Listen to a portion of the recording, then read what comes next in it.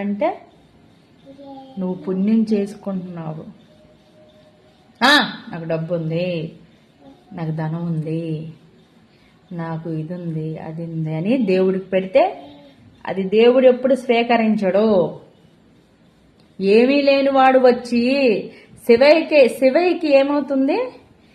ఏమి అభిషేకాలు చేయకపోయినా గ్లాసు నీళ్లు తీసుకొచ్చి శివ మీద పోసి దండం పెట్టుకుంటే శివుడు పరవశిస్తాడు ఆ శివయ్య. దేనికి? నీలో ఉన్న భక్తికి ఆయన పరవశిస్తాడు. నీలో ఉన్న అహంకారానికి ఆ శివయ్య పరవశించడు.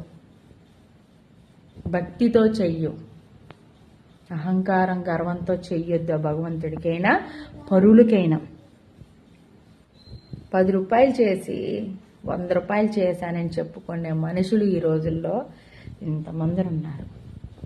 కానీ నువ్వు ఏం చేస్తున్నావో, నువ్వు మంచా చెయ్యడా, చెడ్డవాడవా, మంచిదానివా, లేకపోతే పెట్టేదానివా, లాక్కునేదానివా అన్నదే నలుగురు కంటే భగవంతుడికి తెలుసు.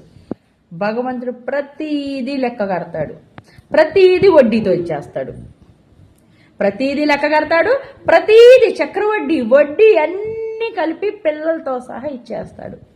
అది ఏ రూపాన్ని ఇచ్చేస్తాడో ఆ రూపాన్ని ఇచ్చేస్తాడు.